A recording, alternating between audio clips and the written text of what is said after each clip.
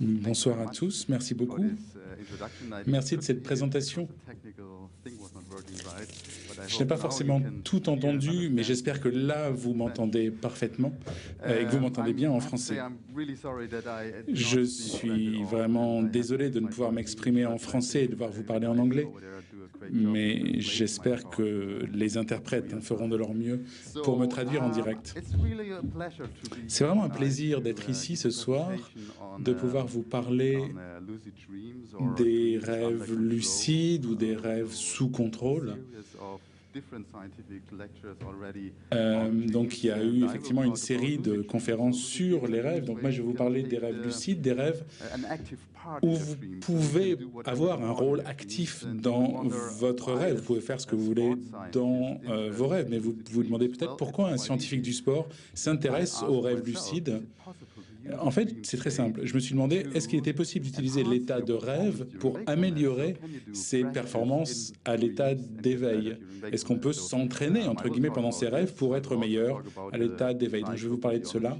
Et je vais aussi vous parler un petit peu de la psychophysiologie de cela, c'est-à-dire les mécanismes qui rendent cela possible. Et au final, je vais m'intéresser à l'induction des rêves lucides. C'est-à-dire que, comme on vous l'a dit, c'est quelque chose qui est relativement courant dans la population, mais les personnes qui sont capables de rêver de façon lucide, de façon très fréquente, sont très rares. Donc il y a une technique que tout le monde ne maîtrise pas. Donc il faut former les gens pour avoir des rêves lucides. Et c'est tout à fait possible de le faire. On a fait des recherches à ce sujet. Donc ce sera la dernière partie de ma présentation. Et avant de commencer, je voudrais qu'on parte ensemble. Je voudrais que vous imaginiez que pendant les quelques minutes qui viennent, vous êtes en train de suivre une présentation, une conférence sur les rêves lucides qui est plus ou moins intéressante. Et tout d'un coup, au milieu de la présentation, Neo de Matrix descend du plafond et apparaît. Et vous dites, mais Neo de Matrix, ici, mais c'est impossible. Peut-être que je ne suis pas vraiment ici. Peut-être que je suis toujours chez moi, au lit, et je suis en train de dormir, et je suis en train de rêver à propos d'une conférence où un chercheur sur les rêves me parle de rêves lucides, et Neo vient d'entrer dans mon rêve. Et c'est le moment où vous vous dites, voilà, ça doit être un rêve. Et à partir de ce moment-là, vous pouvez contrôler votre rêve. Vous pouvez avoir conscience du fait que vous rêvez et contrôler l'univers de votre rêve. Vous pouvez par exemple voler comme un aigle ou comme un oiseau. Vous pouvez vous imaginer vous transporter sur une île déserte pour faire un peu de bronzette, comme Neo dans Matrix. Vous pouvez aussi faire du karaté. Et la question, c'est ça. Est-ce que vous pouvez vous améliorer au karaté, au kung-fu ou au basket, les lancers francs, de vous entraîner en rêve pour être meilleur quand vous êtes éveillé?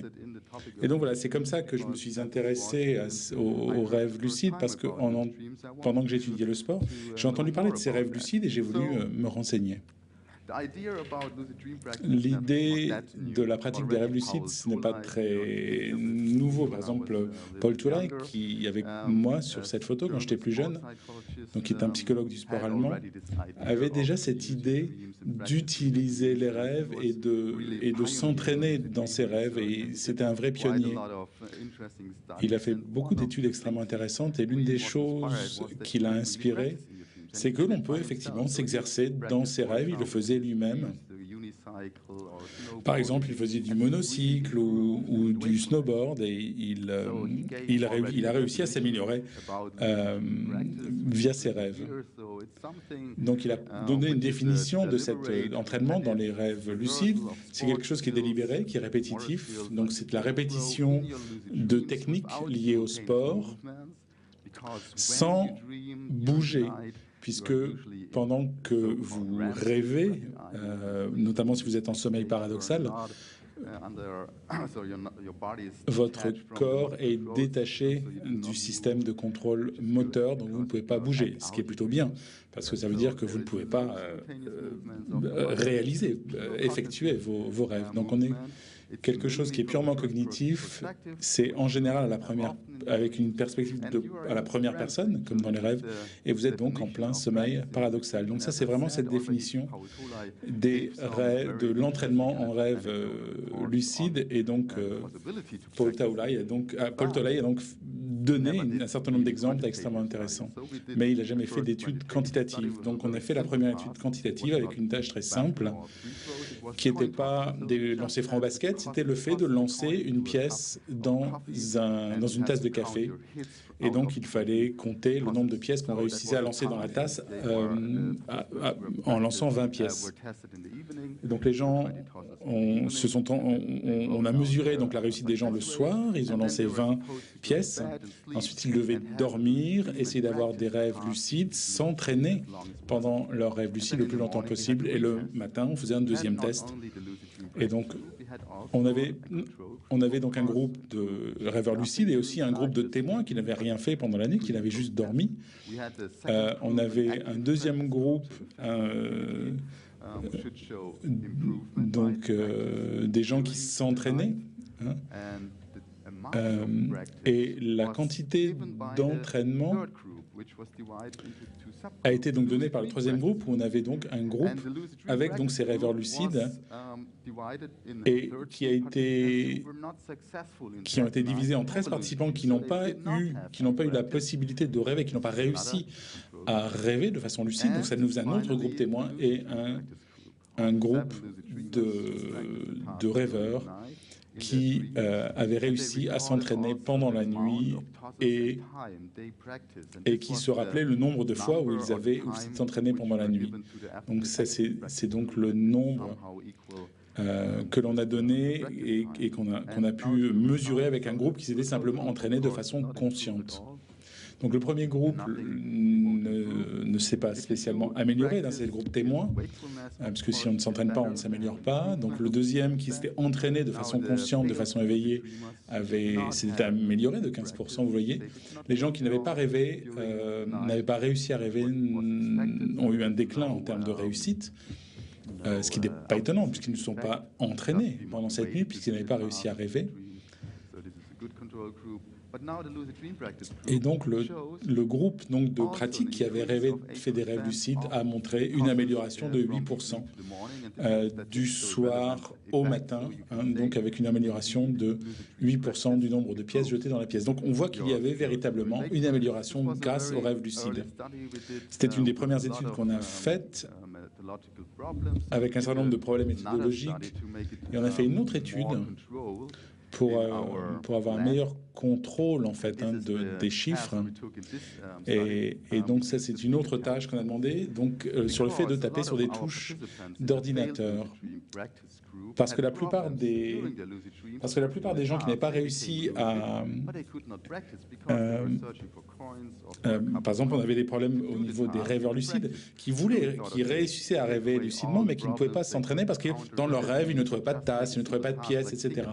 Donc on s'est dit qu'on allait trouver une tâche un peu plus simple. Et donc, c'est quelque chose qu'on utilise beaucoup dans la médecine du sommeil notamment. Et donc, on demande aux gens de taper sur 5 touches de suite le plus vite possible en 30 secondes. Et quand vous vous améliorez, vous avez plus de succès, vous avez plus de réussite, plus de séquences dans le bon ordre. Donc, c'est une mesure qui est relativement facile à mettre en place. Donc là aussi, on a fait un pré-test, un premier test dans le soir et un post-test, un deuxième test le matin. Et donc, on avait donc un groupe de gens qui ont donc 17 rêveurs lucides qui ont participé et qui ont pu s'entraîner à taper sur avec leurs doigts pendant la nuit. Et donc c'était un peu plus précis parce qu'on a demandé aux rêveurs quand ils avaient eu leur rêve lucide. Donc là, vous voyez donc les différents stades des différentes phases du sommeil, donc le sommeil paradoxal qui va être en haut. Et puis ensuite les phases N1, N2, N3 où on n'a pas de rêve lucide. Et on leur a demandé à quelle heure ils avaient fait leur rêve lucide et combien de temps ils s'étaient entraînés. Donc, par exemple, on avait quelqu'un qui avait fait son rêve lucide à 6h30 et qui s'était entraîné 4 fois 30 secondes. Donc, on a eu donc un autre groupe, qui est un groupe qui s'est entraîné de façon physique, de façon éveillée, et ensuite un groupe de contrôle. Et donc, on s'est arrangé pour que tous les pratiquants aient le même temps pour s'entraîner.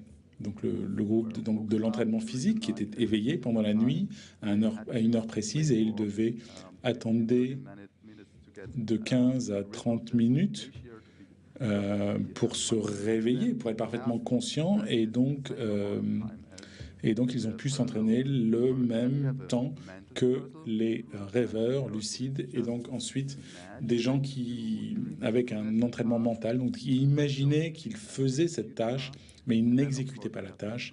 Et bien évidemment, le groupe témoin qui ne faisait absolument rien, qui avait simplement dormi pendant toute la nuit. Donc on a une petite augmentation, donc ça c'est plus 5% pour le groupe témoin, pas vraiment d'effet. La répétition, l'exercice mental, on sait, et un certain nombre d'études l'ont montré, que les capacités motrices vont s'améliorer simplement si on y pense. Et on sait qu'il y a beaucoup d'athlètes professionnels qui utilisent, les skieurs par exemple. On voit les skieurs qui vont être en haut de la pente et qui mentalement s'entraînent ou préparent la descente qu'ils vont faire. Et on a bien vu qu'il y avait une augmentation de 12% dans notre étude. Donc quelque chose qui est très signifiant au niveau statistique. Donc le groupe, avec l'entraînement physique, quand on fait les choses, on s'améliore davantage. Mais la question est les rêveurs lucides. Et on s'est aperçu que les rêveurs lucides avaient la plus grande amélioration, 20% de réussite en plus du soir au matin. Mais si vous regardez les statistiques, on voit aussi que l'effet n'était pas homogène en fait. C'est-à-dire qu'il y avait quelque chose de plus hétérogène, c'est-à-dire que certaines personnes avaient amélioré leur performance plus que d'autres. Mais la moyenne était assez impressionnante, 20% d'amélioration.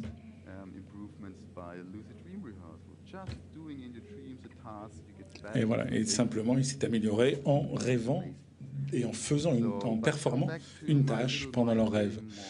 Donc, pour revenir au petit jeu mental dont je vous parlais, donc là, vous vous dites que vous ne rêvez pas, mais vous pouvez très bien être en train de rêver.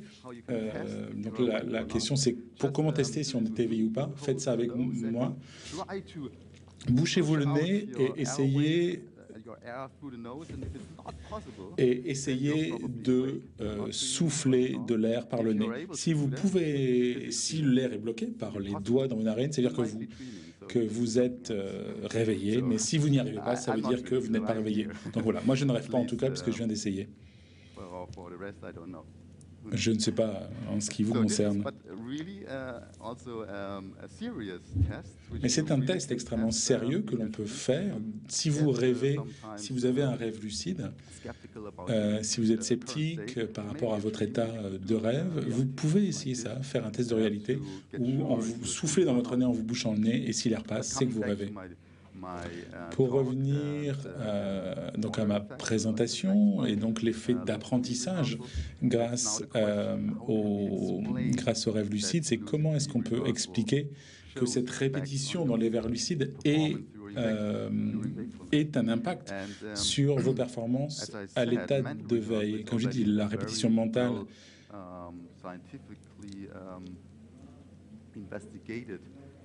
est un phénomène qui a été scientifiquement, qui a suivi des recherches au niveau donc scientifique, et on sait qu'on peut avoir des améliorations simplement en faisant des répétitions mentales avec ce qu'on appelle la théorie de la simulation, où le même substrat neuronal dans le cerveau et au niveau psychologique. Donc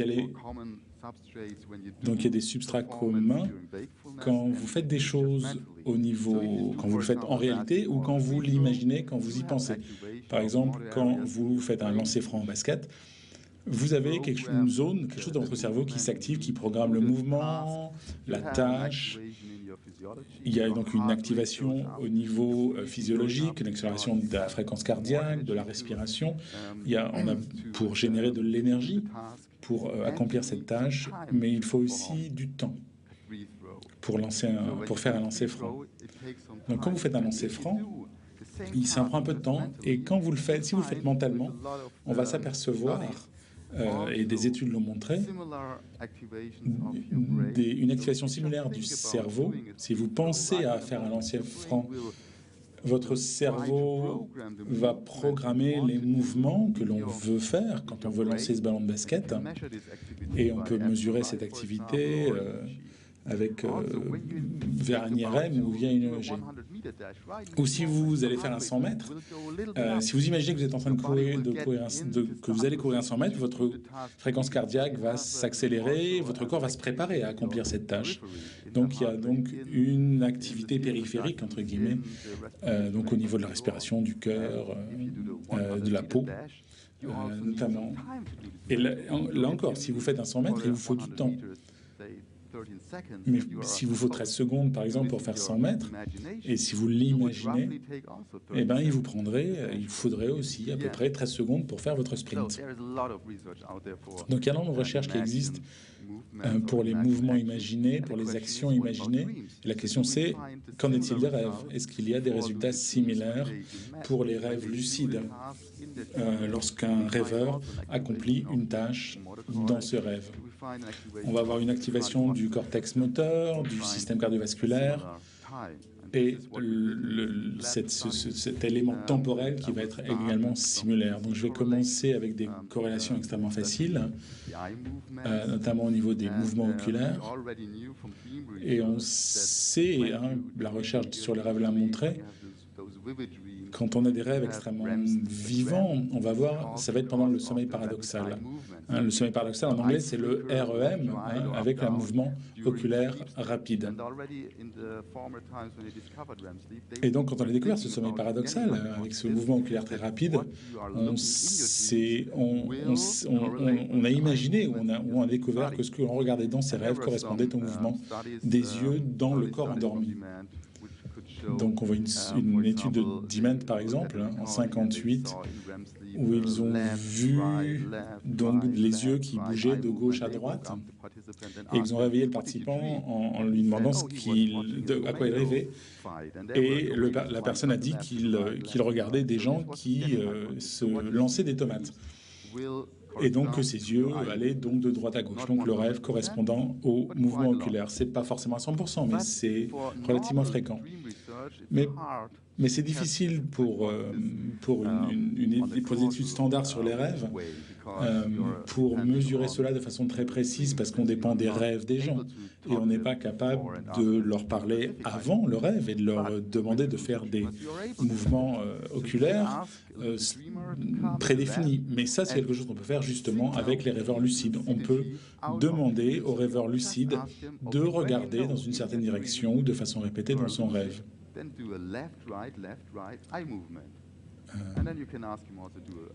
Donc on peut demander donc aux rêveurs en fait lucides de coder un certain nombre de mouvements par le mouvement de gauche à droite de ses yeux.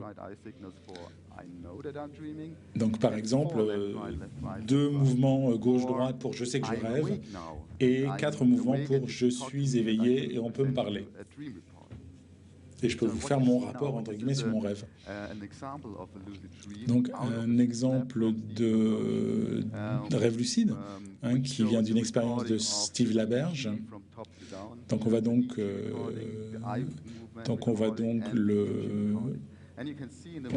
avoir l'EEG, l'EEG et l'EMG, donc l'analyse des yeux, l'analyse du cerveau et l'analyse des muscles. Et donc, ce qu'on voit dans la première ligne, c'est quelque chose de typique au niveau du sommeil paradoxal, c'est-à-dire avec un électroencéphalogramme qui est relativement bas, mais par contre, beaucoup de choses avec des mouvements oculaires extrêmement importants. Et donc ça, c'est le signal. Et on voit un peu plus bas qu'on voit beaucoup plus de mouvements des yeux parce que le participant est en train de nous informer qu'il est en train de rêver. Le participant ensuite nous raconte un peu son rêve, qu'il volait, etc. Et ensuite, il sent qu'il se réveille et donc il donne le mouvement, il donne le signal qu'il est en train de s'éveiller, donc gauche-droite. Mais en fait, c'est un faux signal, c'est-à-dire qu'il pense, il rêve qu'il s'éveille, ça a dû vous arriver, mais en fait, il est toujours en train de rêver. Donc il pense, je suis réveillé. Il pensait, il a rêvé d'un labo, des gens qui détachaient les électrodes, etc., mais il était toujours en sommeil paradoxal, ça se voit très clairement sur les courbes. Et puis ensuite, il se rend compte qu'il est toujours en train de dormir, et donc il donne 3 fois, il se trompe un petit peu, mais il dit...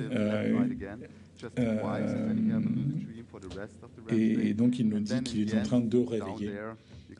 Et ensuite, on voit tout en bas qu'il se réveille effectivement. On voit donc qu'il y a donc l'EMG, donc l'électromyogramme, qui est beaucoup plus élevé.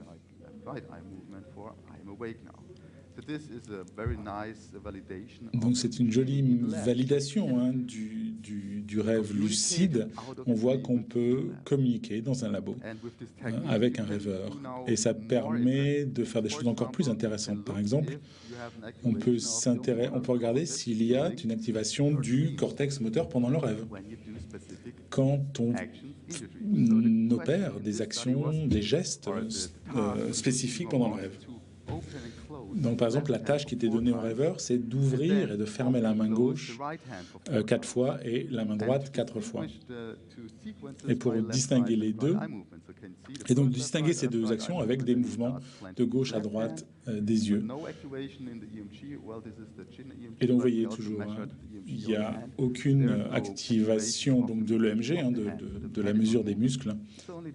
On voit qu'il y a simplement la main qui bouge et les yeux.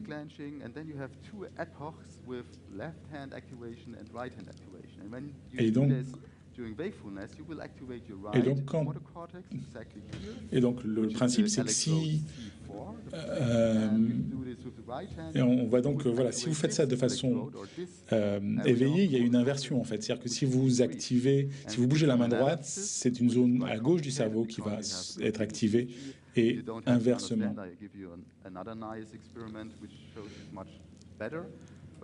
Mais ce qu'on voit ici, et ça vous le montrera un peu mieux, qu'il y a une désynchronisation. C'est pour voir donc s'il y a une activation de cette zone du cerveau. Et donc le C3 et C4 qui sont le cortex moteur. Et ce qu'on voit, c'est que les lignes avec les cercles de la main gauche et de la main droite, qui sont serrés, sont en dessous de la tâche de contrôle, ou la tâche témoin, si vous voulez, qui est la tâche où le sujet ne bouge absolument pas. Donc cela montre qu'il y a...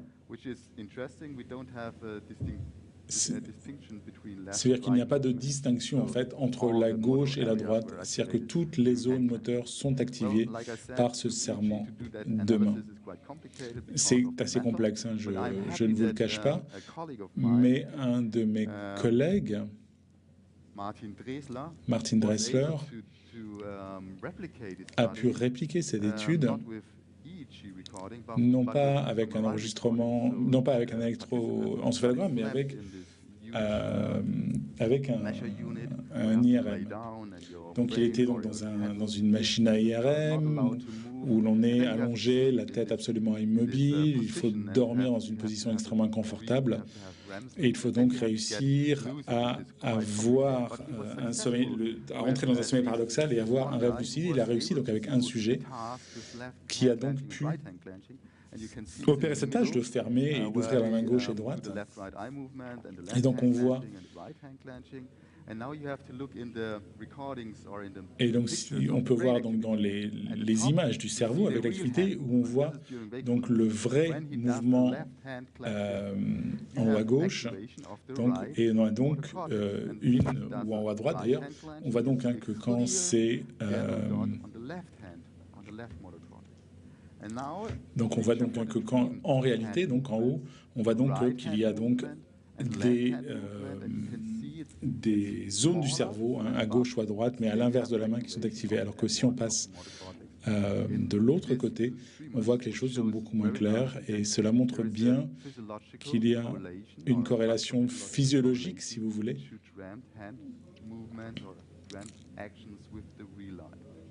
avec la vie réelle.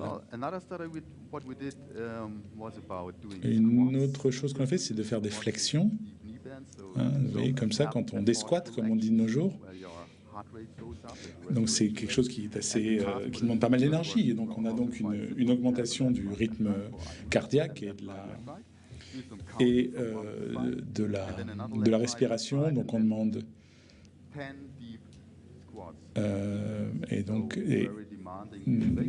donc quelque chose qui est relativement exigeant au niveau éveillé. Et donc on combine ça avec des mouvements oculaires encore une fois. Donc on avait 5 rêveurs lucides. Donc on a eu donc 14 enregistrements de rêves. Et on avait donc, on surveillait donc la fréquence cardiaque et la fréquence respiratoire. Donc on pouvait voir s'il y avait un changement. Donc par exemple, si vous faites ça à l'état d'éveil, vous allez passer de 80 à 130 par exemple, en termes de battement cardiaque, et de 13 respirations par minute à 23 inspirations par minute. Donc on s'est demandé ce qui allait se passer pendant un rêve lucide. Donc là aussi, vous voyez donc l'électroencéphalogramme, l'électroocularogramme,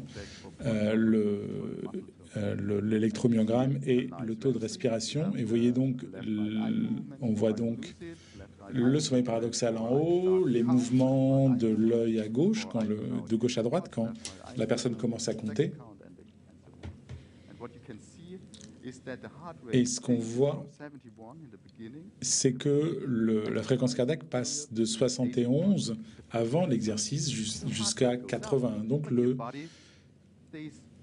rythme cardiaque augmente, mais le corps est absolument immobile dans le lit. C'est simplement vous, dans votre rêve, qui faites des flexions, et donc il y a une réaction physiologique en fait à cet exercice rêvé. Et donc, on a effectivement, pour tous les 14 lucides qu'on avait, rêveurs lucides qu'on avait, on a donc une augmentation très nette des battements cardiaques notamment et de la respiration.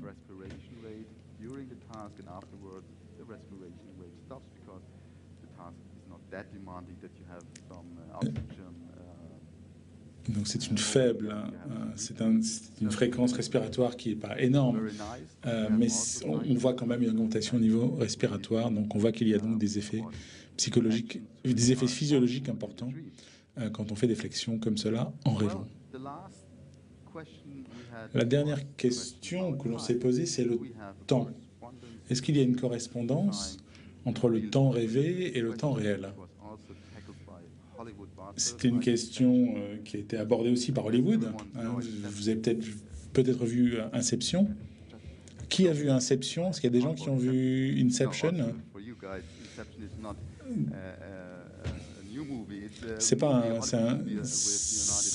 C'est un film avec Leonardo DiCaprio qui est sur le rêve lucide. C'est un agent qui doit aller rentrer dans un rêve et aller opérer un certain nombre de choses dans son rêve. Il y a des rêves lucides.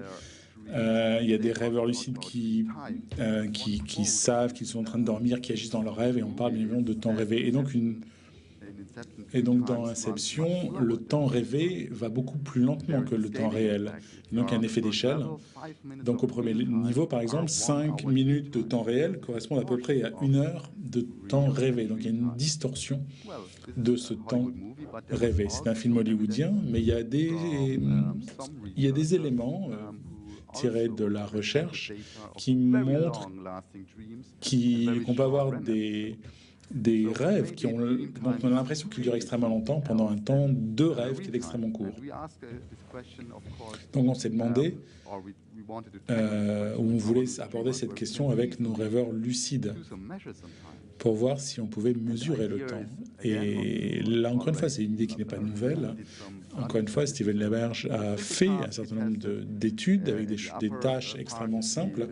En haut, vous voyez donc quelqu'un d'éveillé. Il demande à quelqu'un de bouger les yeux de gauche à droite et de compter de 1 à 10.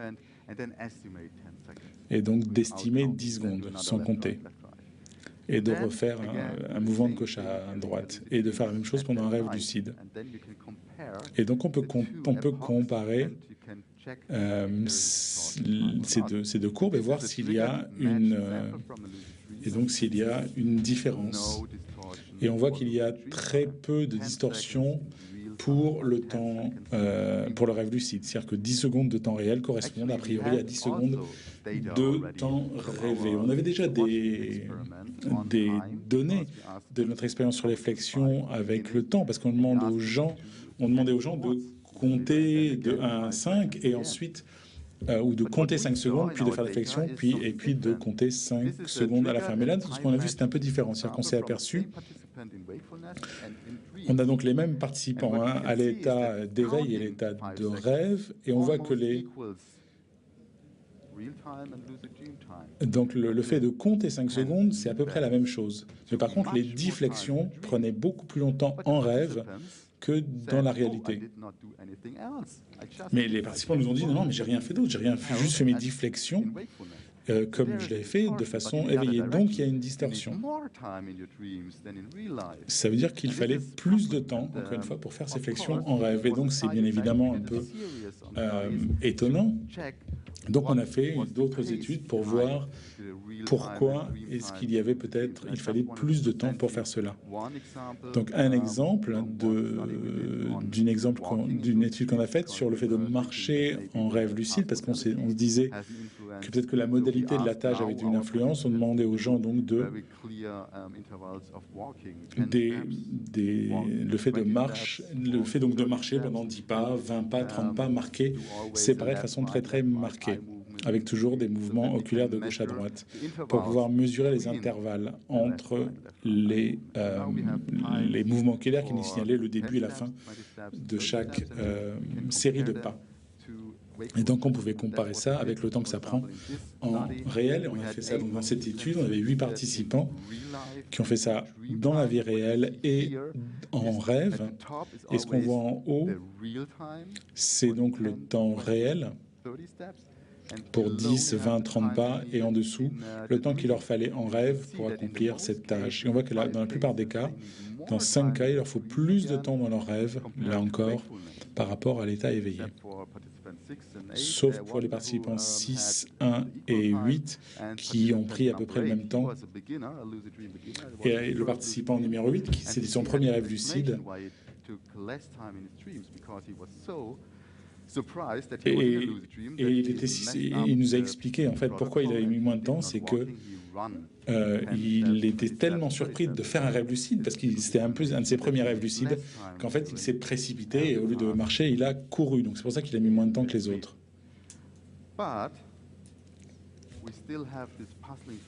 Mais il y avait toujours ce résultat étonnant qui est pourquoi est-ce qu'il y a un décalage au niveau du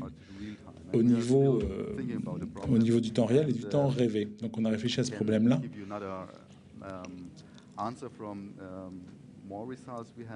Donc, et en fait, ça n'a rien à voir avec le temps en soi. C'est-à-dire qu'il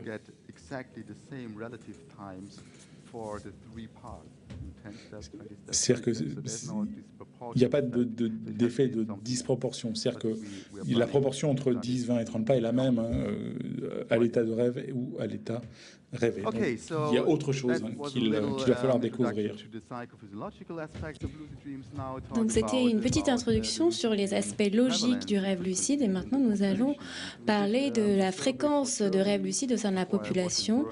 On a fait cette étude en Allemagne. Avant d'être à Berne, j'ai fait mes études, ma thèse à Heidelberg, et nous avons donc choisi Nous avons établi un questionnaire, conduit une étude, et on a donc demandé aux habitants en Allemagne s'ils faisaient des rêves lucides. Alors, on a constaté que 50% des personnes interrogées n'avaient jamais eu de rêve lucide.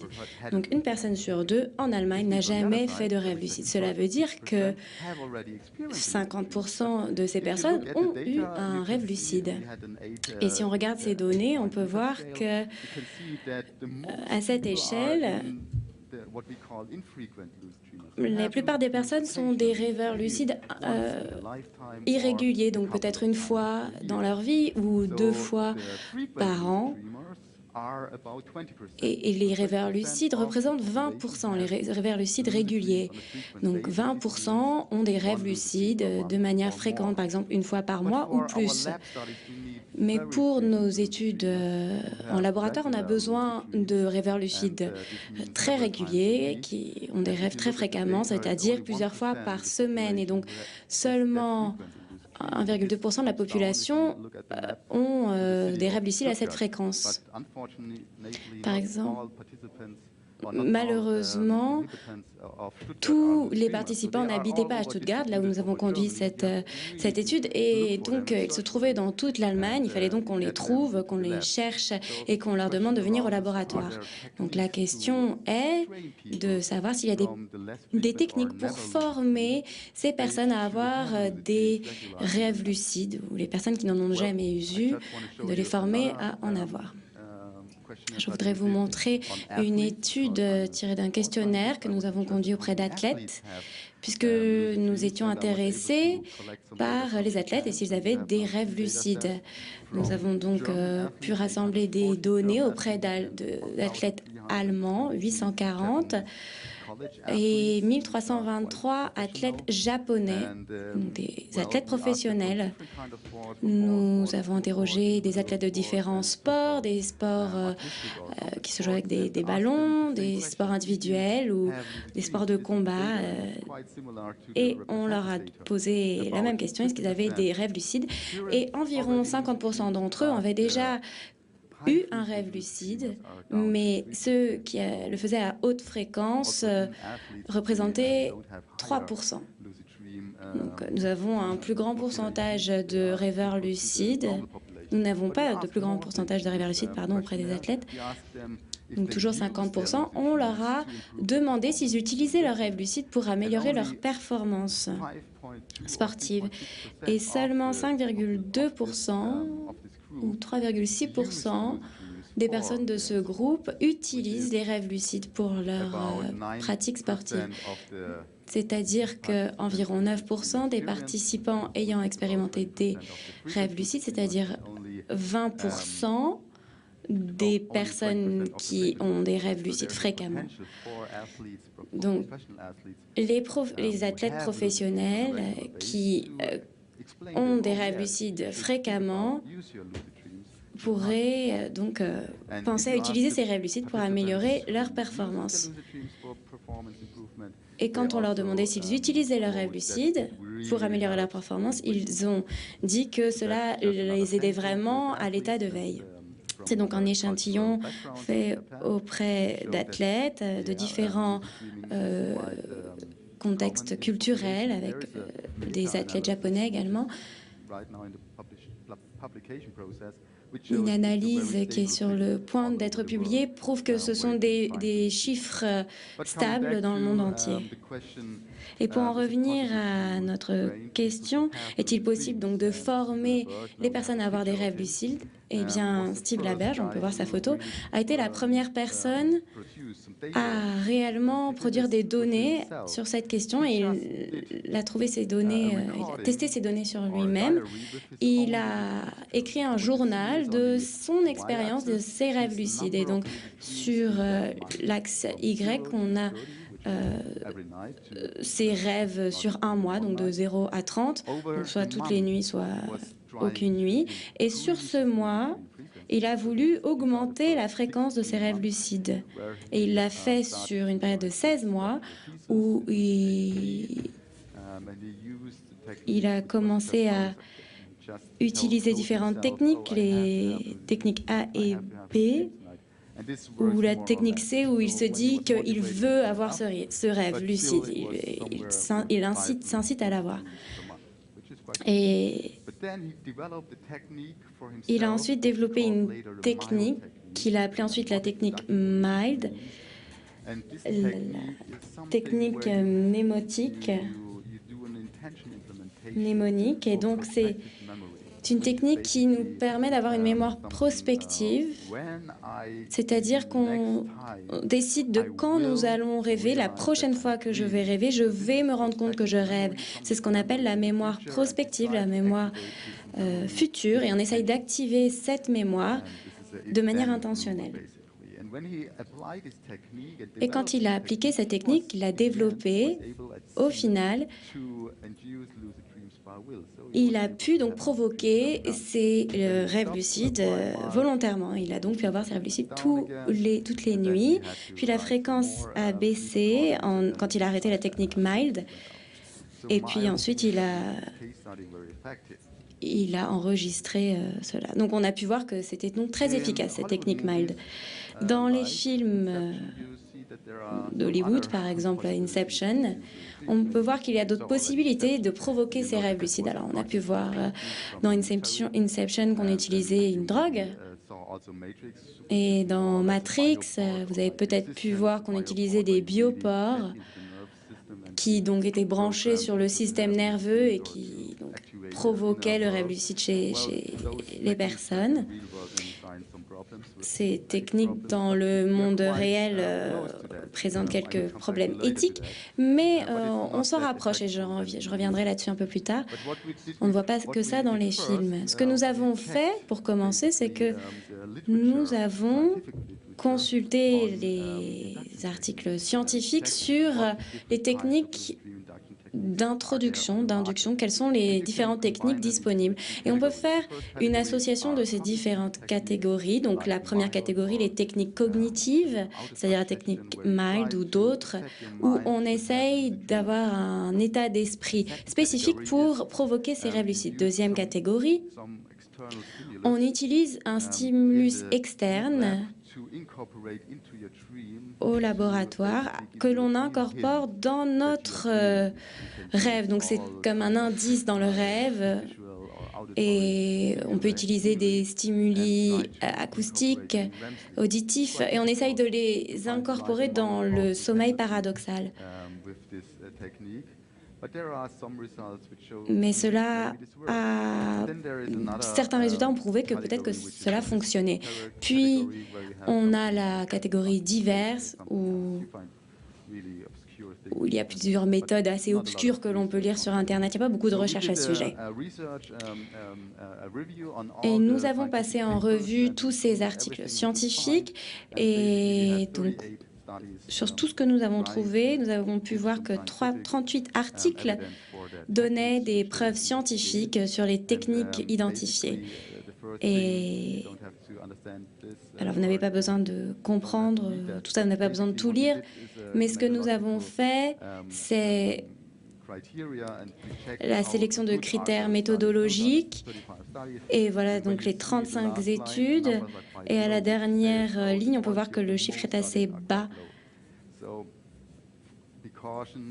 Donc il faut faire attention avec les résultats de ces études, puisque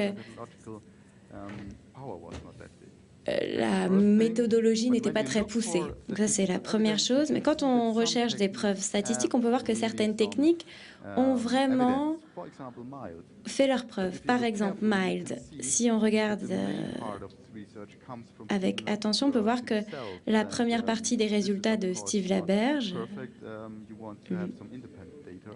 ne sont peut-être pas parfaits, mais on veut des données plus indépendantes. Mais on a pu voir qu'il avait donc trouvé des preuves que cette technique MILD fonctionnait. Et on peut voir que c'est donc une réussite. Et d'autres techniques comme l'imagerie hypnagogique ou la visualisation n'ont pas vraiment réussi, n'ont pas été vraiment vérifiées de manière empirique. Donc ça, ce sont d'autres méthodes qui ont déjà été testées, le stimulus lumineux, où on provoque des flashs de lumière pendant le sommeil paradoxal. Et encore une fois, Steve Laberge a trouvé pas mal de preuves à ce sujet et il a testé cela également sur lui-même. Et pour moi, ce n'était pas très convaincant et on s'est rendu compte que ce n'était pas sûr à 100% parce que le problème, c'est de mettre en place ce stimulus lumineux et de trouver l'intensité parfaite, et c'est très compliqué. D'autres méthodes ont eu des résultats contradictoires. Et je voulais vous donner un exemple qui provenait de mon collègue, Monsieur Schredel. Et c'est une étude assez intéressante. Je voulais vous donner une idée de la façon dont on peut utiliser la stimulation externe dans les rêves lucides. Et lui, il a utilisé une stimulation olfactive, donc les odeurs, et pour voir si on pouvait incorporer ces odeurs dans le rêve. Donc c'est une question assez intéressante. Et il a donc utilisé des participants femmes, trois participants hommes, et il y avait différentes odeurs, l'odeur de rose, et pendant le sommeil paradoxal, parce que ce stimulus a été incorporé dans le sommeil, il a fait très attention parce qu'il y a eu des recherches auparavant où on utilisait peut-être l'odeur de citron. Donc il rentrait dans la salle, il tenait un citron au-dessus du nez du rêveur, et puis ensuite il posait la question au rêveur, et ils ont donc écrit qu'ils incorporaient cette odeur du citron dans leur rêve. Mais ce qui est négatif avec cette méthode pour faire sentir l'odeur du citron dans la salle, c'est que l'odeur reste dans la salle. Donc quand ils se réveillent, ils ont encore cette odeur du citron dans la salle, et peut-être que cela porte à confusion et ils se disent « bon, j'ai senti le citron dans mon rêve, je vais l'écrire ». Et donc ce que Michael Schredel a fait dans son expérience, c'est qu'il a utilisé des machines sophistiquées pour incorporer ces odeurs. Donc on peut voir la machine à gauche ici, et on peut envoyer cette odeur vers le nez, puis ensuite laver l'odorat. Et donc le participant ne sait pas du tout si c'est l'odeur d'œuf pourri ou l'odeur de rose qu'on lui avait fait sentir. Et il s'est rendu compte qu'aucun des participants n'avait rêvé qu'ils avaient senti l'odeur de la rose ou des ordures ou des œufs pourris. Et dans un des rapports sur le rêve, un des rêveurs a écrit qu'ils avaient senti l'odeur des ordures. Mais si on regarde l'intensité du rêve d'un point de vue émotionnel, on peut voir qu'après s'être réveillé, les personnes qui avaient eu une odeur de rose envoyée dans leur rêve, eh bien, ils avaient eu des émotions plus positives. Et au contraire, avec l'odeur d'œuf pourri, ils avaient des émotions plus négatives. Et c'est intéressant puisque on peut donc intégrer cela d'une certaine manière dans le contenu du rêve. Donc ça, c'était pour vous donner une idée de l'intégration d'un stimulus dans un contenu de rêve et pour permettre aux rêveurs de reconnaître les odeurs. Alors, les odeurs ne s'incorporent pas bien, mais d'autres aspects pourraient être intéressants. C'est la stimulation cérébrale. Nous avons fait des recherches sur les rêves paradoxaux et en général, Les rêves se caractérisent de situations illogiques, bizarres, la perte de l'autoréflexion et la perte de contrôle sur l'attention et la volonté dans son rêve. Et cela est dû à la désactivation du cortex préfrontal dorsolatéral, donc une partie du cerveau qui contrôle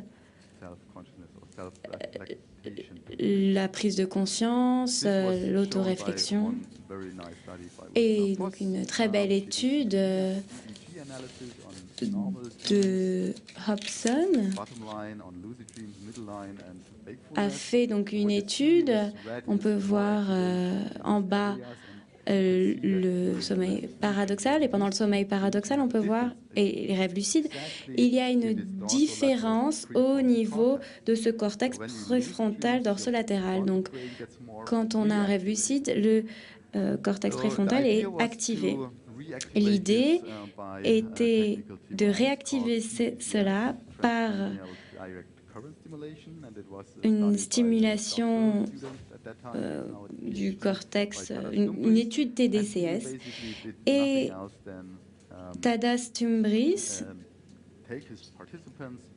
a demandé à des participants d'appliquer des électrodes TDS sur l'avant de leur tête et de les activer pendant leur sommeil paradoxal, ce qui permettrait donc de réactiver les structures neurologiques et de les désactiver. Il y avait aussi une condition au niveau du contrôle, et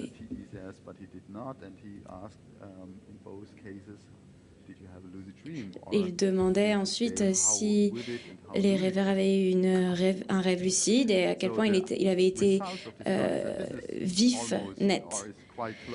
Les résultats, donc ça se rapproche un peu des films d'Hollywood. On n'a pas essayé de se connecter sur le tronc cérébral, mais avec des électrodes à l'avant du cerveau. Bon, les résultats ne sont pas très prometteurs. On voit que sur 109 réveils au total, 5,7% par participant, 90% s'en souvenaient, ce qui est bien, mais seuls 4 sur 16 des participants, donc 25%, qui étaient dans des conditions TDCS, ont pu avoir un rêve lucide. Et si on regarde de manière avec beaucoup d'attention, on peut voir que seulement un participant a pu donner ce signal de mouvement oculaire gauche-droite, gauche-droite. Donc ce n'est pas très prometteur. Et plus particulièrement si on regarde la différence avec d'autres groupes, avec les rêveurs lucides fréquents et non fréquents, on peut voir que les rêveurs lucides non fréquents n'ont pas tiré profit de cette procédure. Seuls les rêveurs lucides fréquents ont eu plus de rêves lucides.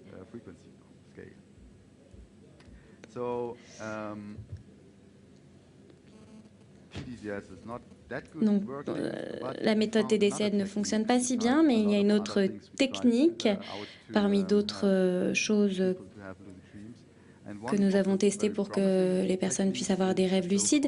Et une technique prometteuse est ce qu'on appelle réveil, on retourne se coucher, wake up back to bed en anglais. Nos participants donc se couchent à 11 heures du soir, ont un sommeil continu pendant 6 heures. Donc les premiers cycles de sommeil paradoxaux ne sont pas perturbés. Et pendant un de ces réveils paradoxaux, on les réveille après 10 minutes. Et puis on leur demande ensuite de se rappeler de leur rêve. Et puis ensuite on leur demande de rester éveillés pendant 1 heure. Et pendant 1 heure, ils doivent donc utiliser le mild, donc écrire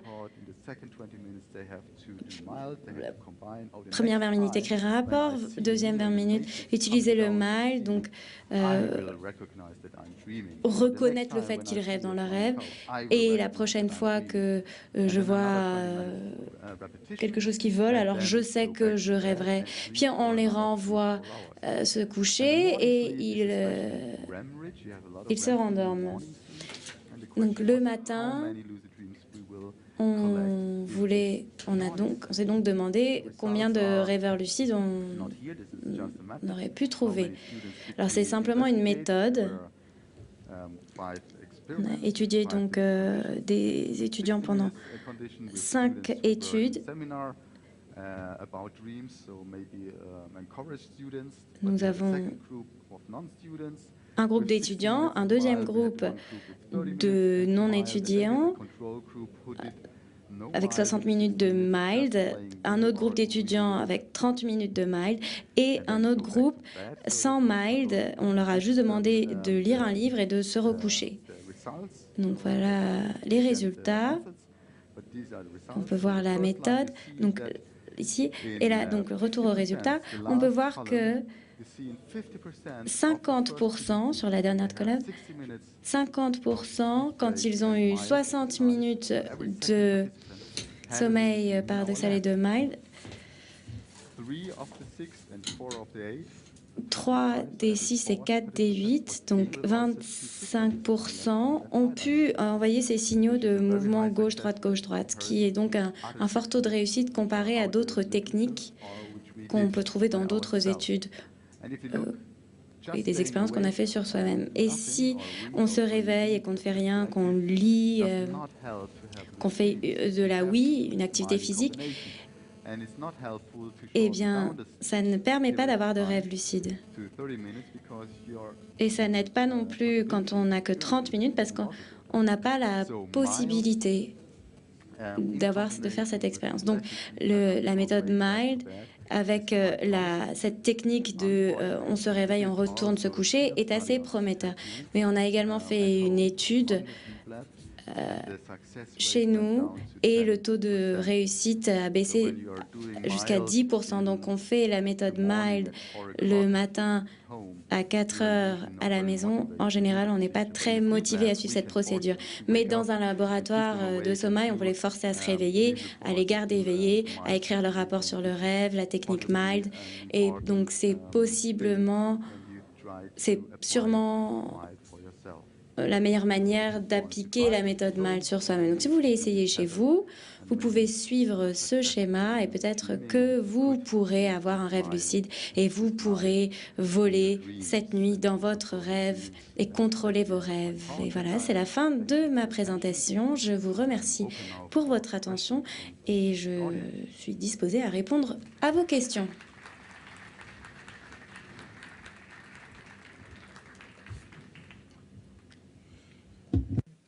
Merci, Monsieur Lacher. Maintenant, place aux questions. Donc, je voudrais vous rappeler à l'assistance que les questions doivent être, s'il vous plaît, courtes. Et je demande également à notre intervenant de faire des réponses courtes. Voilà, pour qu'on puisse prendre le maximum de questions. Et il y en a déjà une. Sometimes it's interrupted. My question is, Alors, ma question, quelle est la différence entre ce qu'on appelle la rêverie de jour et le rêve lucide? Quelle est la différence? C'est une bonne question. Quand on rêvasse, quand on rêve de jour, c'est pas ce qu'on appelle le sommeil. C'est quand on est réveillé. En fait, votre cerveau est réactif, mais vous n'êtes pas dans un état physiologique de sommeil paradoxal. Et c'est ce qui est intéressant parce que les rêves lucides ont lieu pendant le sommeil paradoxal, ce qui veut dire que les participants sont dans les conditions d'un sommeil paradoxal. Ils ne peuvent pas manipuler leurs rêves lucides. Ils miment, ils jouent leurs rêves, ils font ce qu'ils veulent, mais les capacités motrices sont interrompues.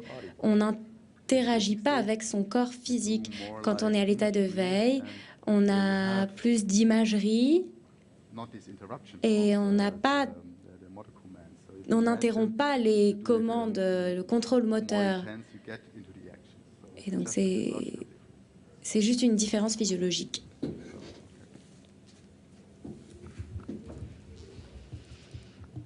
Bonjour. Quels sont les différents sujets de recherche sur lesquels vous vous intéressez, vous ou d'autres d'ailleurs? Quels sont les différents sujets de recherche en ce moment sur lesquels, oui, vous ou d'autres dans le monde, sur lesquels vous faites des recherches? Alors moi, je suis un scientifique du sport, donc moi, je m'intéresse réellement à l'application des rêves lucides en lien avec l'apprentissage moteur, parce que c'est très intéressant de comprendre quand on fait ce serrement de main dans un rêve que ce contrôle n'est pas transporté dans votre corps. Comment est-ce que votre cerveau peut comprendre que vous serrez la main? Donc il doit y avoir des boucles internes, des mécanismes dans votre cerveau qui vous donnent ces retours. Et dans la science du sport, le côté pratique de ce domaine de recherche, on a cette question un peu plus scientifique. Comment est-ce que le système moteur est organisé? Comment est-ce qu'il fonctionne? Il y a beaucoup de questions liées au contrôle moteur. Et d'autres recherches s'intéressent plus aux implications pratiques. Les thérapeutes qui travaillent avec des patients qui ont des migraines, et on peut utiliser les rêves lucides pour lutter contre les cauchemars. Et puis, quand il y a une personne menaçante dans notre rêve, on peut se dire « Stop, c'est mon rêve, partez », leur parler aussi. Et donc, il y a des recherches qui montrent qu'on peut réellement améliorer ces cauchemars, ou on peut même s'en débarrasser en utilisant les rêves. Mais je crois que Tony Settrat était là il y a quelques semaines et lui, il a une méthode beaucoup plus efficace qui ne traite pas, qui ne s'intéresse pas au traitement des cauchemars et qui parle des rêves lucides. Et Martin Dressler s'intéresse également à d'autres effets, par exemple des personnes qui sont atteintes de schizophrénie et qui pourraient utiliser les rêves pour mieux distinguer la réalité et le monde imaginaire. Et puis évidemment, il y a ce débat autour de la conscience. C'est un état très spécifique où, à un moment donné, on n'a plus cette réflexion de soi. Et puis, on retrouve cette réflexion de soi et on peut donc comprendre quelles zones du cerveau sont connectées, comment les réactiver. Et c'est donc très intéressant pour quand on s'intéresse à la conscience.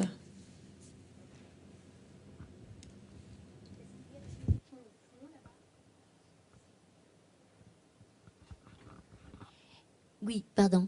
Est-ce qu'après de pratiquer un sport dans un rêve lucide, on est fatigué?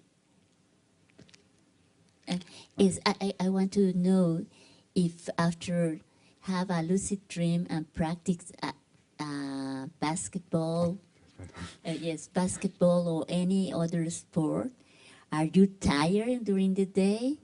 Oh, good question. C'est une bonne question. Je suis désolée, j'entends rien dans le casque.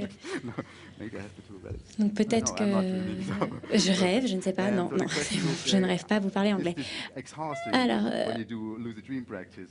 donc la question, est-ce qu'on est épuisé après avoir fait du sport dans un rêve lucide? C'est une bonne question. Moi, je n'ai pas beaucoup de données pour vous donner la bonne réponse.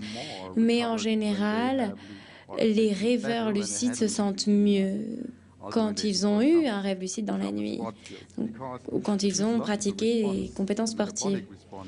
C'est une réponse métabolique et le métabolisme donc n'est pas très élevé dans un rêve lucide. Donc, quand on court, qu'on fait du basket, ce n'est pas vraiment stimulé. Mais d'autres rapports explique que quand les rêveurs accomplissent des tâches épuisantes dans leurs rêves, ils sont donc très fatigués, ils sont épuisés, leurs muscles sont épuisés. C'est difficile à expliquer, mais il y a des rapports anecdotiques à ce sujet. Mais en général, quand les rêveurs lucides ont un rêve lucide, ils se sentent plus reposés le matin. Ça pourrait être une réponse. On ne s'y attend pas parce qu'il n'y a pas de changement au niveau du métabolisme.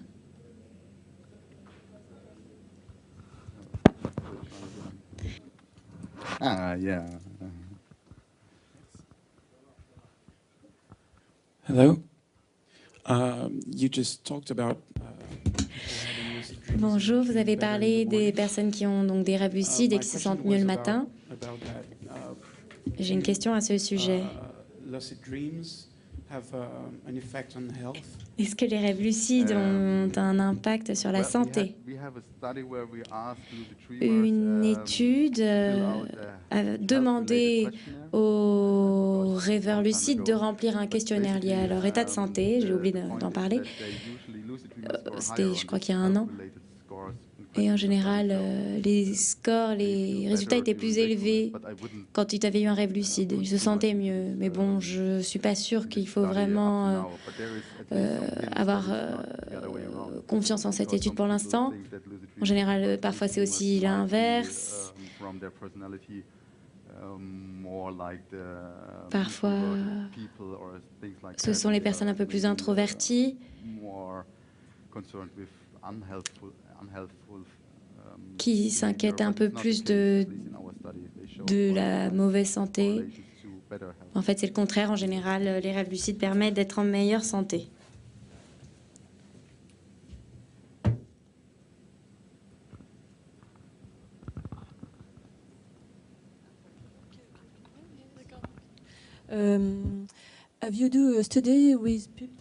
Est-ce que vous avez fait des études comme sur la méditation, comme Mathieu Ricard? Est-ce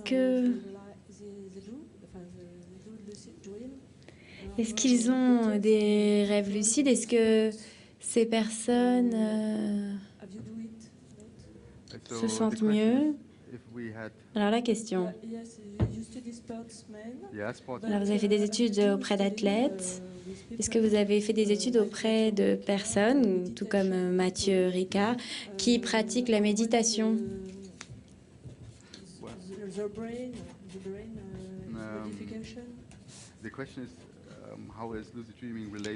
Alors, est-ce que le rêve lucide peut avoir un lien avec la méditation, avec l'hypnose, d'autres états comparables à cela?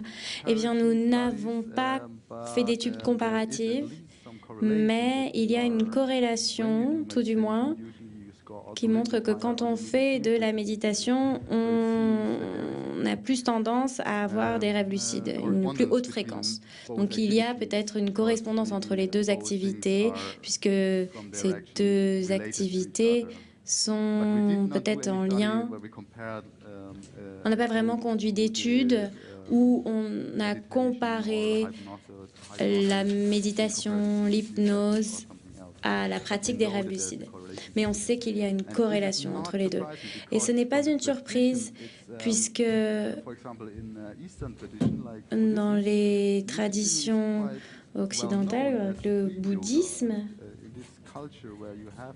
oriental, pardon, avec le bouddhisme, quand on pratique beaucoup la méditation, on développe des exercices, par exemple, comme avec le yoga, et donc on peut se rendre compte dans son rêve que l'on rêve.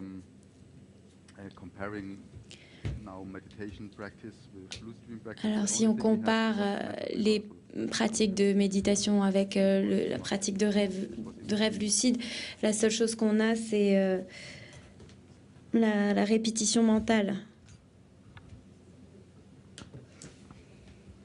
Hello. Bonjour. Vous avez parlé de votre expérience avec des pièces et une tasse de café.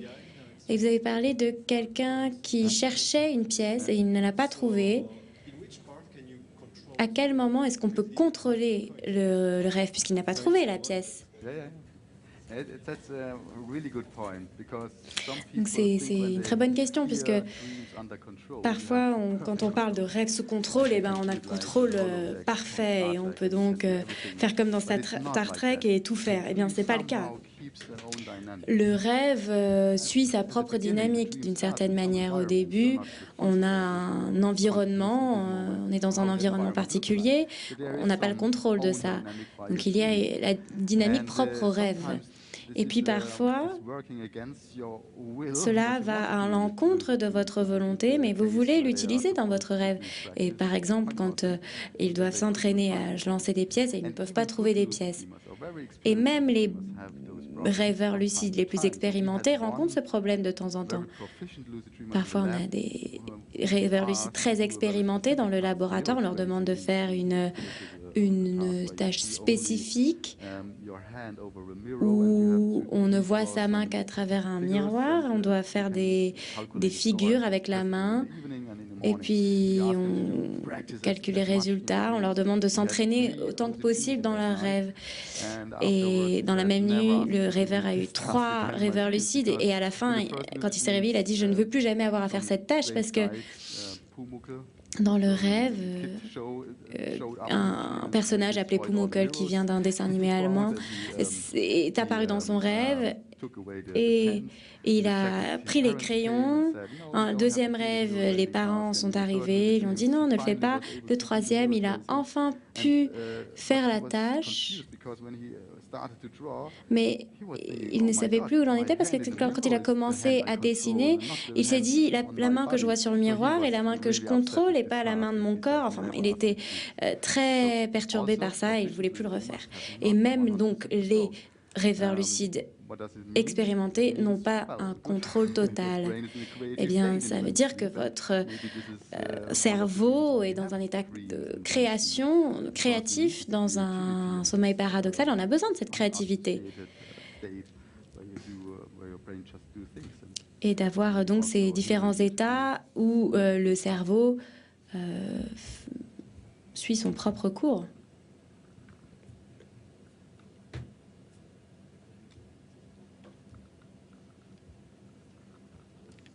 Short question and short answer. Des réponses brèves, des questions brèves et réponses brèves. Hello. Bonjour. Y a-t-il des études sur le lien entre les fonctions exécutives et le rêve lucide?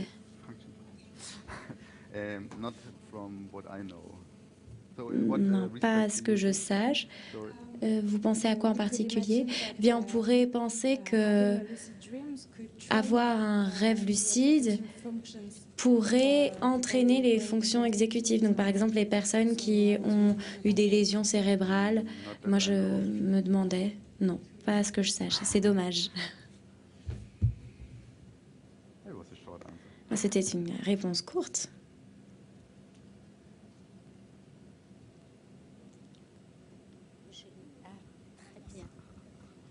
Bonsoir. Est-ce que vous avez parlé des rêves lucides dans le milieu de la nuit? Est-ce qu'ils sont très différents pour vous des rêves lucides au départ du sommeil ou au réveil? Ce qui se pratique assez régulièrement, plutôt qu'au milieu de la nuit, enfin dans les rêves très profonds, etc. Est-ce qu'ils sont très différents pour vous ou c'est à peu près la même chose? Quand on s'endort, on peut contrôler, et quand on se réveille aussi.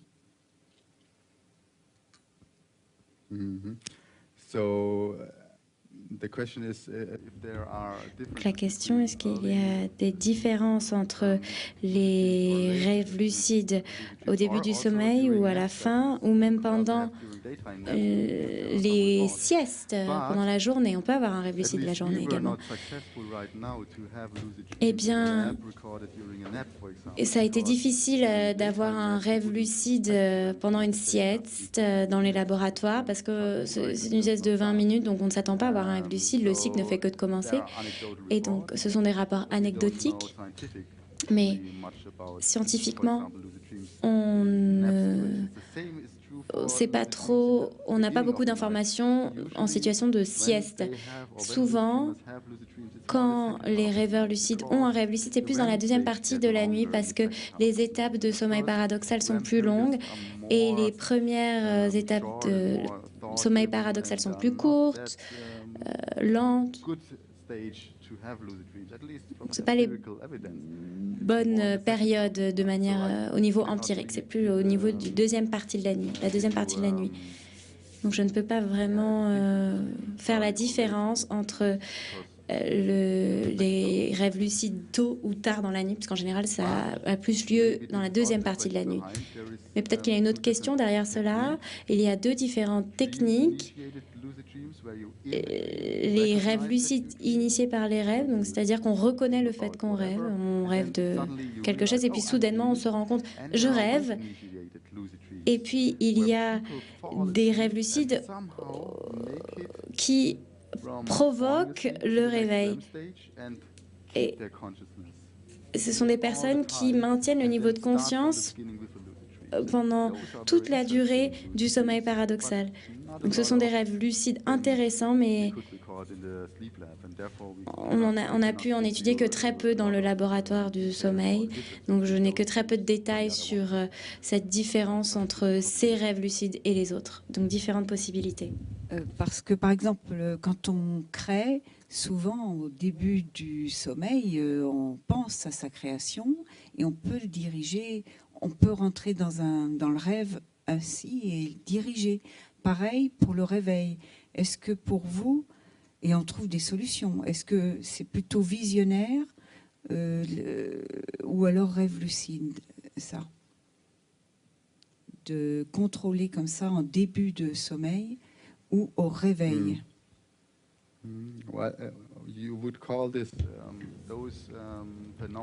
Je pense qu'on a... je pense que c'est simplement des rêves que l'on a pendant la période d'endormissement ou de réveil, mais ce ne sont pas des rêves que l'on appelle des rêves lucides. C'est quelque chose qui est différent, parce que c'est au tout début de la phase de sommeil. Et s'il y a des gens qui disent qu'ils peuvent peuvent rester conscients jusqu'à leur rêve lucide et qu'ils décrivent leur rêve lucide, pour moi, en tant que chercheur, c'est un peu étrange. Parce qu'on pourrait penser que quelqu'un passe par une phase 2, puis une phase 1, puis un sommeil profond, et après un sommeil paradoxal. Donc comment est-ce que c'est possible de rester conscient pendant tout cela? Donc c'est un peu énigmatique pour nous. Peut-être que c'est un mélange, en fait. On a très peu de données à ce sujet-là, mais les rêves hypnagogiques, en fait, sont des rêves qui arrivent vraiment au tout début du sommeil, au tout début de la période de sommeil. Et on a effectivement des images très nettes, très vivantes, des images mnémoniques également que l'on peut contrôler. Mais ensuite, on va tomber dans la zone ou dans la période de sommeil profond, et à ce moment-là, on perd tout contrôle, normalement. Mais ce serait intéressant, en fait. C'est intéressant toujours de savoir. Et ce serait intéressant d'avoir ce genre de choses aussi dans un labo de sommeil pour voir justement à quel moment le sommeil paradoxal peut se produire. Et dernière question, petite question. J'ai lu quelque part que de contrôler ses rêves pouvait rendre fou. À votre avis? À force de contrôler ses rêves, on pouvait devenir fou. Êtes-vous d'accord ou non? So, just understood half of it, but the question was if people can go crazy by lucid dreams, that people make them mad. Donc la question, est-ce que les gens effectivement peuvent devenir fous? Je vous ai parlé du phénomène de faux réveil. Si vous pensez que vous êtes réveillé alors que vous êtes toujours en train de rêver, et que vous vous en rendez compte ensuite dans un rêve normal, ça arrive relativement rarement, mais dans un rêve lucide, ça peut arriver plus souvent. Et on nous a parlé de quelqu'un qui avait eu 60 faux réveils dans une seule nuit. Et donc, c'est effectivement quelque chose qui peut être assez troublant, assez dérangeant. mais c'est quelque chose qui arrive relativement peu dans un rêve lucide. Quand vous contrôlez vos rêves, véritablement, ou un rêve, ou un contrôle limité de vos rêves, on est toujours capable de se réveiller soi-même.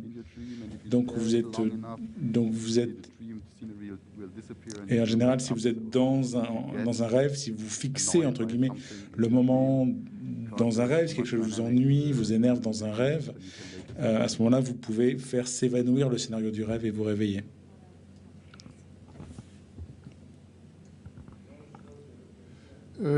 Et si on rêve de l'institution? Bon, dans ma vie, j'ai rêvé de différentes institutions après les avoir fréquentées. Et j'ai un vécu, avec un vécu d'être dans l'institution du moment récente, quoi. Je me vis dans l'institution, et puis je finis par me réveiller, et puis je trouve que l'institution a changé. Je me dis quand même, c'est bizarre, c'était pas comme ça autrefois, il y a du changement. Et puis c'est tout, quoi. Mais alors, est-ce que c'est lucide? Est-ce que c'est pas lucide? Est-ce qu'il y a des gens qui font des rêves comme ça?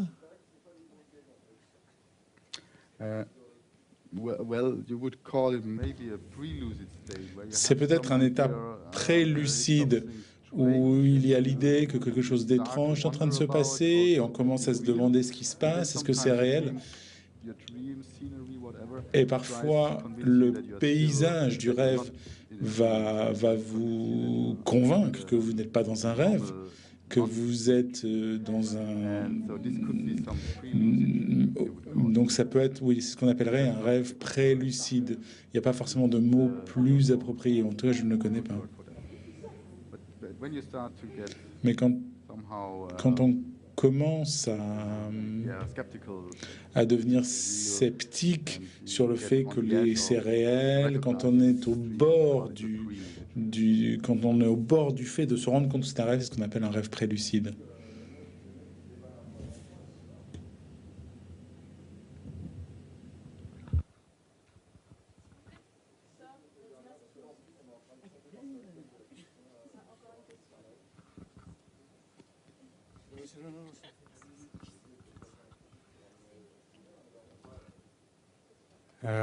Hello. Bonsoir, merci. Est-ce que vous vous êtes intéressé aux raisons pour la régularité des proportions dans la population des rêveurs lucides? Est-ce que vous vous êtes penché sur la régularité en termes de proportion, de pourcentage des rêveurs lucides sur toute la planète? Par exemple, c'est 1 ou 2% partout, visiblement, d'après ce que vous dites. J'ai dit il y avait donc une méta-analyse qui est sur le point d'être publiée. Et oui, effectivement, c'est un nombre qui est stable par rapport à des enquêtes de questionnaires. Ce ne sont pas des études longitudinales, hein, c'est vraiment des études à un moment T. Et effectivement, on a des chiffres qui sont assez constants dans la population, mais il faut faire attention parce que parfois, dans différents questionnaires, il y a différentes échelles et qui sont difficiles à comparer. Mais pour autant que je puisse le voir, il y a à peu près 20% de gens qui sont des rêveurs lucides fréquents dans la population générale. Mais est-ce que c'est stable tout au cours de la vie? Est-ce qu'il y a des baisses, des augmentations? Il y a peut-être plus de rêves lucides pendant l'enfance et ça baisse à l'âge adulte. Donc il y a peut-être des fluctuations sur le temps également qui sont très mal documentées, qui ont été très peu étudiées parce qu'on n'a pas fait d'études longitudinales, comme je le disais. Ma question était plutôt pourquoi est-ce que le rêve lucide apparaît de façon naturelle au départ? Une réponse serait parce que pendant l'enfance, quand on commence à rêver, quand vous pouvez quand on réussit à distinguer entre le rêve et la réalité, donc vers 5 ou 6 ans, on a des conseils de ses parents qui disent « Oh, c'est juste un rêve, n'aie pas peur ». Et peut-être que ça aide les enfants à développer des rêves lucides. Mais pourquoi est-ce que c'est possible, tout simplement, de contrôler ses rêves? Je n'ai pas la réponse. C'est le cerveau se réactive. Et de toute façon, tout ce qu'on ressent, tout ce dont on fait l'expérience pendant l'état de veille, c'est aussi c'est le cerveau qui le produit également. Donc il se passe des choses similaires pendant les rêves. Je ne suis pas sûr. Ou Paul Tolai, dont je vous parlais, était convaincu que le rêve normal, c'est la mauvaise façon de rêver, la fausse façon de rêver, que tout le monde devrait avoir des rêves lucides. Et il a été étonné que tout le monde ne puisse pas faire des rêves lucides. Mais c'est pas forcément une position beaucoup plus satisfaisante. Donc j'ai pas vraiment de réponse très satisfaisante à vous donner à cette question philosophique. Est-ce que c'est une sorte de rêve lucide de penser la nuit « Oh non, ça fait trop peur » ou « C'est pas vrai, je vais faire autre chose » Et qu'est-ce qui se passe après? Est-ce que c'est un rêve lucide de penser ça dans un rêve, de se dire... Est-ce que c'est peut-être pré-lucide, mais si vous commencez à dire « Ah oui, non, mais c'est moi qui rêve », non, pas forcément, non, c'est moi, oui, c'est moi, mais ça, c'est pas réaliste, donc je vais faire autre chose. Je pense que sur l'échelle des rêves lucides, vous seriez peut-être là, tout en bas, mais pas sur l'échelle du contrôle du rêve, en fait. Et dans nos études de labo, il est très clair, les gens doivent pouvoir se rappeler ils doivent se rappeler de ce qu'ils faisaient à l'état de veille, parce qu'ils doivent se rappeler d'une tâche à faire. Donc ça, c'est vraiment le critère de base. Et ce que vous décrivez, ça serait quelque chose, ce serait un critère extrêmement lâche, entre guillemets, quelque chose d'assez flou en termes de lucidité et surtout de contrôle. Mais il me faudrait des exemples de rêves plus précis, en fait, pour vous en dire davantage. Alors, moi, j'aimerais vous poser une question. Excusez-moi, je vous passe le micro très vite. La question, c'est que, avant que tout le monde ne parte, je pense qu'il y a beaucoup de personnes qui aimeraient faire cette expérience d'accéder aux rêves lucides et de transformer sa vie. J'exagère un peu. Pourriez-vous nous donner la bonne technique? Merci beaucoup.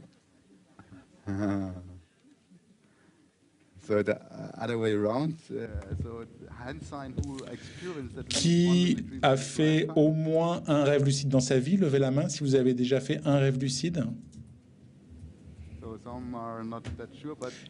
Tout le monde n'est pas certain, mais il y a peut-être un tiers des gens qui sont là. Vous devriez venir à Berne, dans mon labo. On cherche des rêveurs lucides. Une bonne technique, d'abord... N'allez pas voir sur Google, parce qu'il y a beaucoup de choses décrites et le marché est en train d'exploser et beaucoup de gens vendent des choses, par exemple des pilules pour faire des rêves lucides. N'achetez pas ça, c'est une drogue qui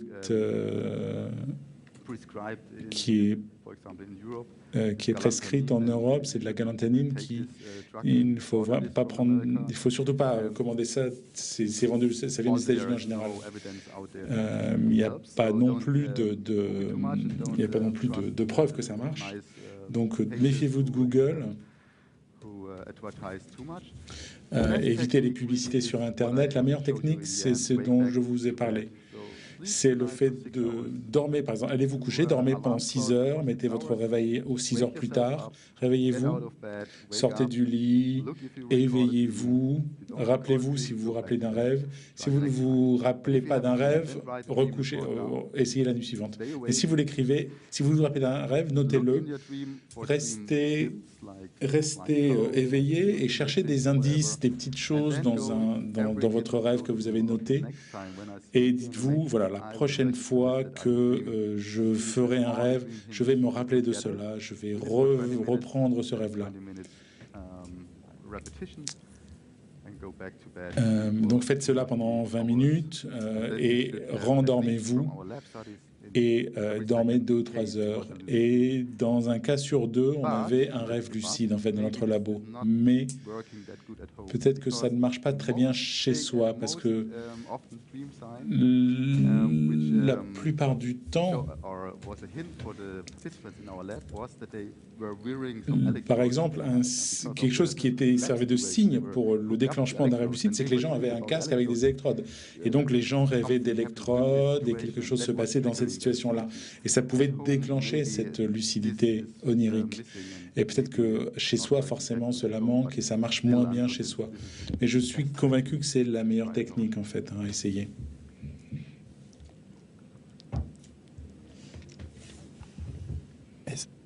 Est-ce que vous avez rencontré des rêveurs lucides qui utilisent leurs rêves lucides pour avoir accès à leur intuition et résoudre des problèmes qu'ils se posent, ou alors par l'intuition, ou alors simplement avoir un autre point de vue sur certains sujets qu'ils se posent, par exemple? I understood only problems solving. Maybe other... Oui, donc est-ce que vous avez rencontré des rêveurs lucides qui utilisent leurs rêves lucides pour avoir accès à leur intuition et du coup résoudre des problèmes qu'ils se posent, ou avoir un deuxième point de vue éventuel, différent de celui qu'ils ont à l'état de veille, sur un problème particulier?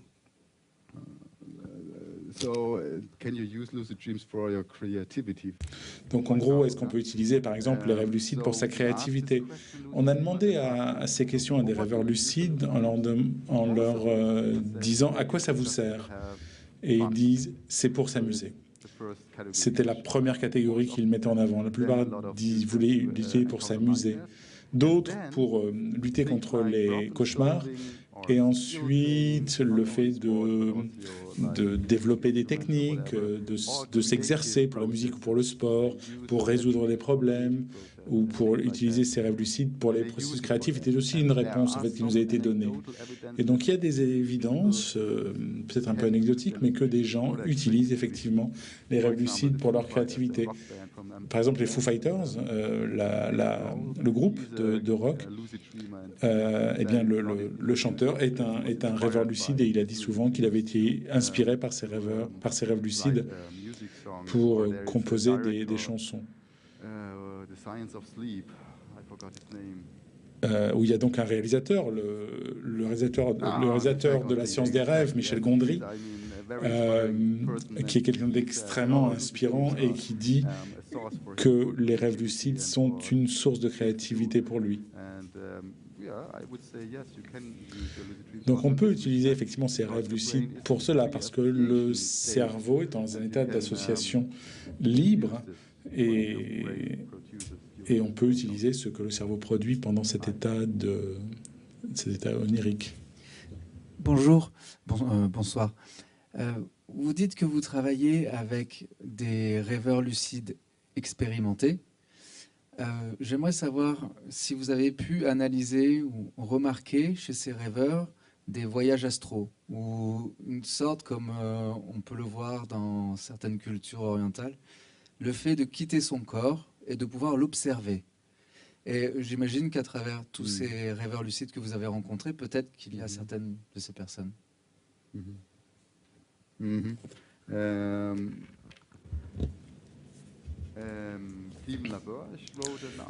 Stephen Laberge a écrit un article sur ces expériences où l'on sort de son corps. Pour lui, ça n'a rien à voir, en fait. Mais c'est simplement quelque chose qui n'est pas forcément interprété de façon correcte par la personne qui le ressent.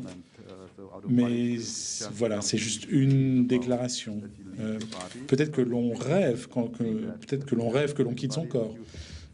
Peut-être que l'on rêve que l'on détache de son corps, et que, en général, les rêveurs lucides ne ressentent pas cela. S'ils sont dans un rêve lucide qui sort d'un rêve, en fait.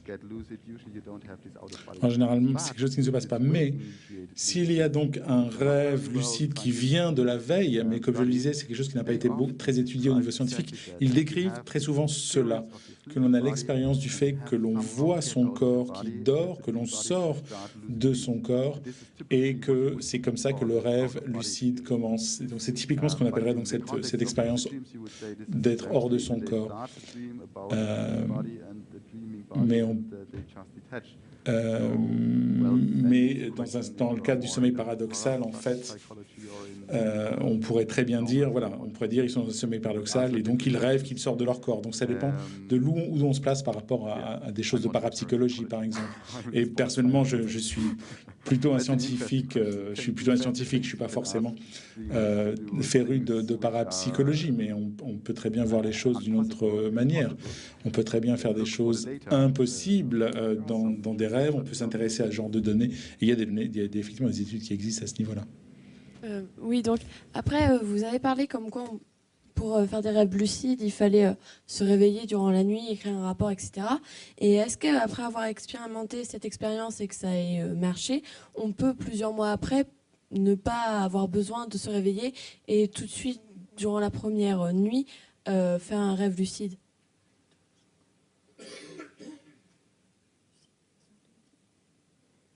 Un rêve lucide de façon automatique.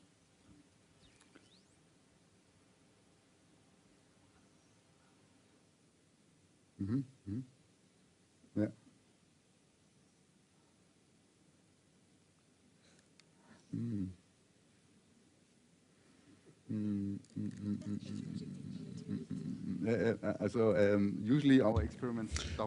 En général, notre expérience s'arrête au rêve lucide et on s'arrête.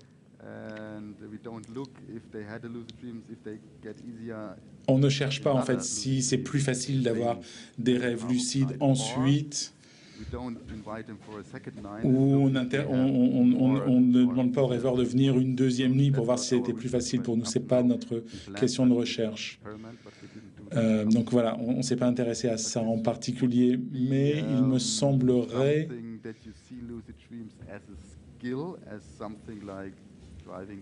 mais ça, c'est un peu voir le rêve lucide comme une sorte de compétence, comme de savoir rouler à vélo, une sorte de compétence qu'on garderait à l'avenir. Mais je ne suis pas sûr que c'est pas forcément quelque chose qui serait le cas. Pour moi, c'est plus comme l'endurance, c'est-à-dire qu'on l'a ou on ne l'a pas. On peut s'entraîner, donc si on a de l'endurance, on peut s'entraîner et être encore plus endurant. Mais si on n'est pas endurant, eh bien, voilà, ça va pas forcément. C'est pas quelque chose qu'on peut acquérir. Et effectivement, les gens qui cessent de s'exercer, qui peuvent avoir des rêves lucides, mais qui cessent de s'exercer, vont en avoir moins. Mais ce n'est pas forcément quelque chose qui peut s'acquérir comme une sorte de compétence ou de technique.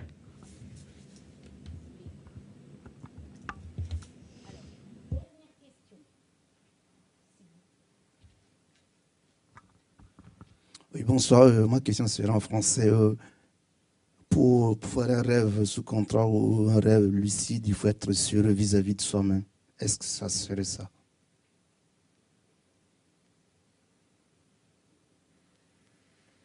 À partir du moment où le rêve, c'est une construction mentale, donc si on se trompe,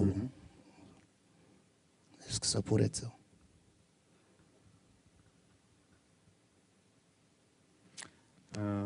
Good question.